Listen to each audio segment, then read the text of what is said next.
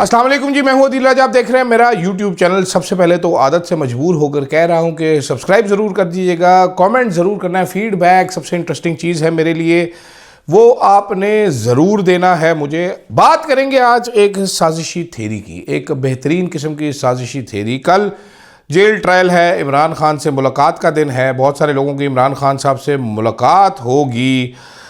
जब वो मुलाकात होगी तो बहुत सारी बातें आएंगी बाहर, धमाका खेज किस्म की, और एक बड़ा बयान आएगा, बड़ा तबाहकुन किस्म का बयान। उस पर बात करेंगे, साथ साथ कंस्पिरेसी थ्योरी बताएंगे आपको। फिर जानवर के भाईजान टिकटॉक बन गई, औरतों की बन गई। अब मासूम बच्चों पे हाथ साफ किया जा रहा है हमारी टिकटॉकर चीफ मिनिस्टर की जानिब से। ये क्या बात है वो। और ख्वाजा आसिफ साहब ने फरमाया है कि तू चलते मैं आया, अब चलेगा सिर्फ हाइब्रिड निज़ाम, क्योंकि मुनाफकत से पाक बेहतरीन निज़ाम है।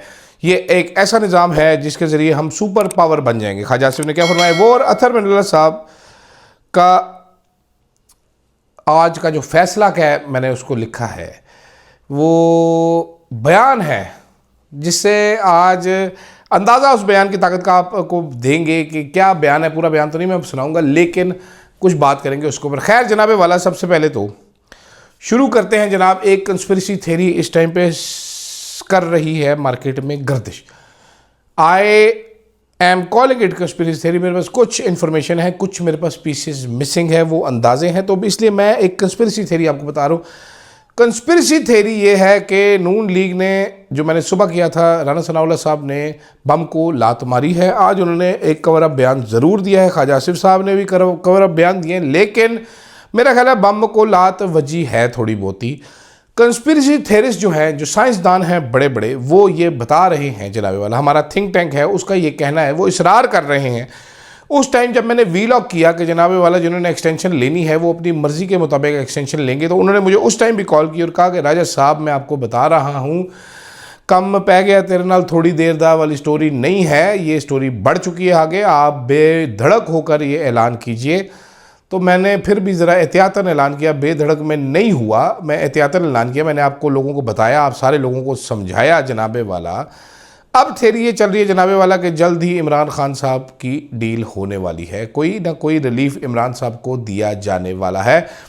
और ये इमरान खान साहब की मोहब्बत में नहीं, ये नून लीग को सबक सिखाने के लिए शायद डील दे दिया जाए, एक ढील दे दी जाए। इसकी एक आपको झलक नज़र आएगी कल इमरान खान साहब से जब मुलाकात होगी। ये ना हो कि रात गए कोई सीन चेंज हो जाए। अभी तक की इतलात के मुताबिक कल समात होगी, अडयाला जेल में होगी, और इमरान खान का एक तगड़ा बयान भी आएगा। काफ़ी सारे लोगों से इमरान खान की मुलाकात होगी, इमरान खान साहब का एक तगड़ा सा बयान बाहर आएगा, वो बयान सेट करेगा टोन आगे तहरीके इंसाफ की। दूसरी जानिब गंडापुर साहब जो हैं वो इस टाइम नमक मिर्च मसाला लगाकर तैयार बैठे हैं कि भाईजान मैं मुज़ाकरात शुरू करूँगा, सियासी जमातों से शुरू करूँगा, और पहले नंबर पर मैं रखूँगा इमरान खान की रिहाई का मुद्दा। इमरान खान साहब क्या कहते हैं? इमरान खान साहब चाहते हैं कि भाई मैं इनसे, ये फुदू पैसेंजर है, मैंने इनसे कोई मुज़ाकरात नहीं करने, और मेरी रिहाई के बारे में तो किसी से आपने बात करनी ही नहीं है। फिटे मुँह कर दे, मेरी मुझे जेल में रहने दे। आपने यास्मीन राशिद की बात करनी है, आपने उसकी उमर चीमा की बात करनी है, एजाज चौधरी की बात करनी है, मियाँ महमूद रशीद की बात करनी है, कारकुनान की बात करनी है, शाह महमूद की बात करनी है, मेरी बात नहीं करनी। I am perfectly fine, but everything is not as it seems. कुछ बिहाइंड द सीन्स ऐसे चमूने चल रहे हैं, ऐसी चीज़ें चल रही हैं जो कि हमें ये बतला रही हैं कि सब कुछ ठीक नहीं है, इस चंपा कली में सब कुछ ठीक नहीं है। और कल का राना सनाउल्लाह का बयान मैं एक बार फिर कहूँगा कि बेइंतहा अहमियत का हामिल है। वो बयान बहुत सारी चीज़ों की टोन सेट कर गया है, जिससे वापसी देखते हैं। अब चाचू वापस आते हैं तो चाचू राना साहब को क्या फरमाते हैं, क्योंकि चाचू तो उस टाइम पे चाइना में थे, वहाँ पर ची चिंग पोंग कर रहे थे, स्टिकी राइस खा रहे थे, वहाँ पर जाके सूप पी रहे थे, और फुदू फुदू किस्म के MOUs साइन कर रहे थे। काम की चीज़ मैंने नहीं देखी कोई माजरत के साथ। आपको पता है चाचू की चालाकियाँ जो हैं वो तो बहुत ही सुपीरियर लेवल की चालाकियाँ होती। तो अब ये इस टाइम पे कहानी चल रही है। दूसरी तरफ, दूसरी जानिब पे हमारी जो टिकटॉकर चीफ मिनिस्टर हैं, उन्होंने पहले जानवरों को बचाने की टिकटॉक जारी की अपनी, फिर उन्होंने औरतों, हाय मरियम नवाज जिंदाबाद, इतनी प्यारी हैं आप, इतनी प्यारी हैं आप, इतनी क्यूट हैं कि मैं क्या बताऊं, ये किया। अब आगे हैं बच्चे। इस टाइम बच्चों को एज अ प्रॉप आप समझते हैं यूज़ किया जाए कैसे, कोई चीज़ की हेल्प ली जाए। ये प्रॉप मैंने पकड़े, मैंने एक सीन करना है, फ़र्ज़ करें मैंने इधर से हेलो उज़मा को कॉल करनी है, तो ये प्रॉप है। हेलो उज़मा, कैसी हो? उज़मा आज देखो सारी वीडियो बना गई है मरियम औरंगज़ेब, तुम किधर थी? कोई तुम्हारी वो नंबर नहीं लगे, ठीक है। आज मैडम सीएम साहिबा के साथ मरियम औरंगज़ेब थी, सारे नंबर उसके बन गए, तुम्हारे 0/0 आए हैं, ठीक है। तो अब क्या करें, मुझे बताओ, तुम खुद नहीं आई क्यों? ये मैंने अभी ये प्रॉप एक इस्तेमाल करते हुए आपके सामने एक मिसाल ज़िंदा सलामत दी, क्योंकि मेरे अंदर बहुत बड़ा फ़नकार भी एक छुपा हुआ है जो बाहर आने को तड़पता है, मैं उसको बाहर नहीं आने देता। अब वो छोटे छोटे बच्चे मिल गए हैं जी, वो बच्चों को बता रही हैं कि मुझे घर में सारे गुड़िया कहते हैं। वैसे इतनी जब उम्र हो जाए ना तो बंदे को खुद को गुड़िया कहते हैं, वैसे ही थोड़ा तो ख्याल होना चाहिए कि यार मैं कहीं गुड्डी शुड्डी अपने आप को कि मुझे भी पहले गुड़िया कहते थे, ठीक है। तो गुड़िया हूँ, मैं भी गुड़िया हूँ। वो बेचारी वो असल वाली प्यारी सी गुड़िया वो देख रही है बच्चों को। आपने कल वो वीडियो देखी जो वो चॉकलेटें दे के शक्लें बना रही थी कि कैसे खा रहे हैं बच्चे, फिर जो फल थे जिस तरह बच्चे फलों पे झपटे थे, वो देख के ही अंदाज़ा हो गया कि 4, 6, 8 घंटों से ज़रूर भूखे हैं ये बच्चे।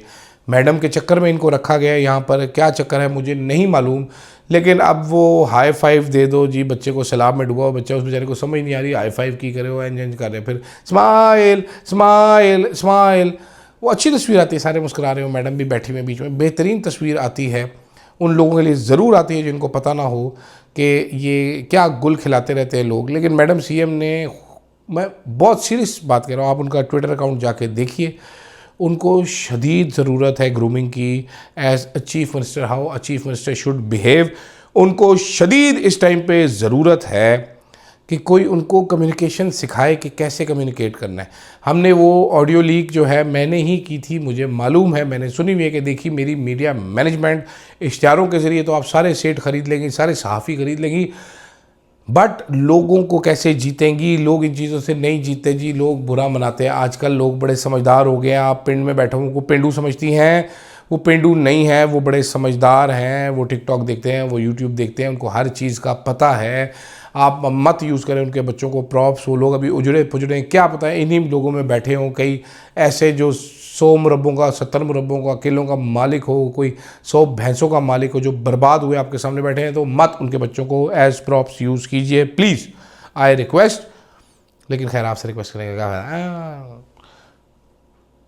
ख्वाजा आसिफ साहब जी वो नहीं, बड़े बड़े साफियों ने उम्मीद लगाई कि ख्वाजा साहब इस्तीफ़ा दे देंगे, लेकिन नहीं। मैं पहले दिन से कह रहा था कि जिस बंदे ने रियाना डाल की सीट चोरी की वो क्यों इस्तीफ़ा देगा, तो ख्वाजा साहब इस्तीफ़ा देने वास्ते तैयार नहीं। अलीना शिकरी साहिबा के साथ एक इंटरव्यू में मैंने कहा जी मेरे पे कोई प्रेशर नहीं है, मुझे कोई टेंशन नहीं, मैं कोई इस्तीफ़ा नहीं दूंगा, मैं कोई इस्तीफ़ा नहीं देना, मैं नहीं छोड़ के जाना, मैं बैठा थे, मैं तनकीद कराँगा। वो इसको रंग दे रहे हैं सारे को क्योंकि मैंने ब्यूरोक्रेसी पे तनकीद की तो इसलिए मेरे से इस्तीफ़ा मांगा जा रहा है। मेरा कभी भी ये ख्याल है राना साहब ऐसी बात नहीं है। आपकी और हनीफ अब्बासी की काफ़ी अरसे से लड़ाई चल रही है। हनीफ अब्बासी साहब वो शहबाज शरीफ की मर्ज़ी के बगैर आप पे इतना गंदा नीच किस्म का अटैक नहीं कर सकते, और ऐसी सूरत में जब आपने इनको कुछ कहा नहीं, उन्होंने आपका इस्तीफ़ा तक मांग लिया, आपको करप्ट करार दिया, मॉरली करप्ट। उन्होंने जो कहा कि आपको वायरल होने का शौक़ है, वो जो चीज़ें आपकी खुफिया पड़ी हैं वो निकल आई तो आप बड़े ज़्यादा वायरल हो जाएंगे। तो आपका उतना तगड़ा जवाब भी नहीं आया हनीफ अब्बासी को, जिससे मुझे लगता है कि आपको उससे दबे हुए हनीफ अब्बासी से। बट ये हाइब्रिड निज़ाम जो आप बता रहे थे कि हाइब्रिड निज़ाम ही चलेगा, मेरा नहीं ख्याल ये निज़ाम चल पाएगा। इसमें बिल्कुल ऐसा नहीं हो रहा कि वज़ीर-ए-आज़म और आर्मी चीफ़ की मर्ज़ी से फ़ैसले हो रहे हैं। ये फ़ैसले इन दोनों की मर्ज़ी से होने ही नहीं चाहिए, काबीना की मर्ज़ी से होने चाहिए। लेकिन चलें, आपने सरनगू कर दिया, आपने सरेंडर हो गया अपने जूनियर मतहत ऑफिसर महकमे के सामने, आप सरेंडर होकर भी दिए तो भी ये निज़ाम चल नहीं सकेगा। और इसकी बड़ी प्यारी क्यूट सी लॉजिकल सी वजह है, वो मैं आपको बताने से कासिर हूँ, लेकिन मसला वही है कि आप समझेंगे भी नहीं। आप लोग इस टाइम पे इमरान खान से इतना डरते हैं, आपकी सियासत टके टोकरी रद्दी की कूड़े के ढेर में, गंद में, फ्लैश कमोड में जा चुकी है। कोई नील बटा कोको आपकी वैल्यू नहीं है। जो मर्ज़ी आप कर लें, जितने मर्ज़ी मीडिया हाउसेस खरीद लें, वोट अवाम ने देना है, अवाम गुस्से में होगी, आपको मुश्किल ही वोट मिले। और ऊपर से आपकी जो मैनेजमेंट है ना सूबे पंजाब की, नवाज शरीफ साहब ने अपनी बेटी को चीफ मिनिस्टर तो बना दिया, लेकिन ये बड़ा महंगा पड़ेगा नून लीग को। उनका इनएक्सपीरियंस, उनकी नालायकी नज़र आ रही है, मुझे नज़र आ रही है, आपको नज़र आ रही है, हम सब को नज़र आ रही है। तो नहीं ख्वाजा साहब, आपकी तमाम तर ख्वाहिशात के बावजूद जिस की ख्वाहिश है, ये हाइब्रिड निज़ाम नहीं चल सकेगा। अगर मुल्क को ठीक करना है तो ये सिविलियन कंट्रोल में वापस आएगा। और यही बात की है अतहर मिन्नल्ला साहब ने। उन्होंने कहा जी हमें टीवी पे बैठ के बताया जाता है हाइब्रिड निज़ाम नहीं है, हाइब्रिड निज़ाम नहीं है, आमरीत है, ये डिक्टेटरशिप है, ये हाइब्रिड निज़ाम नहीं है, आइन को रोंदा जा रहा है, बाय डिज़ाइन पाकिस्तान को तोड़ा गया। उन्होंने बहुत सख्त बातें की हैं अतहर मिन्नल्ला साहब ने, ज़रूर सुनिएगा। मुझे एक बंदे ने कहा यार जजेस ऐसी बातें नहीं करते। मैंने कहा यार जब इस निज़ाम के सामने जजेस को जलील किया जा रहा हो, कुछ बाज़मीर लोग होते हैं, फिर वो खड़े होते हैं, फिर वो सच बोलते हैं। अतहर मिन्नल्ला साहब ने कोई ऐसी गलत बात नहीं की, उन्होंने बुरी बात नहीं की। इस पर उनको बड़े ताने दिए जा रहे हैं। नून लीग उनके खिलाफ एक कैंपेन रन कर रही है। नून लीगी एक वर्कर जो है सहाफ़ी के रूप में, उसने कहा जी ये मुअज़्ज़ज़ जिनको ऐसी बातें करने का शौक़ है वो सियासत में आए। बड़ा ज़ुमानी सा जुमला था। काफ़ी सारे मुअज़्ज़ज़ीन को सियासत में बाकायदा ज्वाइन करने की ज़रूरत है, जो अपने आप को किसी इदारे का मुलाजिम कहते हैं। जो सरकारी मुलाजमीन है सारे, बहुत सारों को सियासत में बाकायदा तौर पर आने की ज़रूरत है। अगर पाकिस्तानी कौम ने तरक्की करनी है, आगे बढ़ना है, ज़िंदगी में कुछ हासिल करना है हमने, तो हमें अतहर मिन्नल्ला जैसे लोग चाहिए। मैं अतहर मिन्नल्ला साहब से बहुत सारी चीज़ों पे इख्तलाफ करता हूँ, ख़ास तौर पे 9 अप्रैल की रात को जो इन्होंने अदालत खोली थी, जिसको बार बार कहते हैं कि मैंने मार्शल लॉ लगने से बचाया, वो आपका काम नहीं था। आपका काम था इंसाफ करना। आपने एक सिटिंग वज़ीर-ए-आज़म पे प्रेशर डालने के लिए अदालत खोली और एक बोगस फुद्दू किस्म की, जाली किस्म की पिटीशन जो कि पहली डेटों में तैयार पड़ी थी, उसको एंटरटेन करने के लिए आपने दागबेल डाली ताकि इमरान खान साहब को प्रेशर पड़ जाए, आप जितनी भी सफाइयाँ दे दें आपका ये दाग नहीं धुलेगा। हालांकि मुझे आप बड़े पसंद हैं, आपसे मेरा ज़ाती इंटरेक्शन भी एक ज़माने में रहा जब आप इफ्तिखार चौधरी के तर्जुमान थे। काफ़ी सारे शोज़ में भी आपको इनवाइट किया है मैंने, इंटेलेक्चुअल आदमी हैं आप। बट एक वो दाग और एक पंजाब में इलेक्शंस का दाग, जबकि उमर बंदयाल साहब ने चालाकी करते हुए एक फुटनोट को इस्तेमाल किया था, वो फुटनोट इन हिस्ट्री बन गया था। फिर आप भी उस फुटनोट के 4-3 और 5-2 के फ़ैसले को मिक्स किया, आप लोगों ने ज़्यादती की, आइन तोड़ने में सहूलतकारी की, इस्टेब्लिशमेंट की, तो वो दाग आपको धोने फिर भी पड़ेंगे।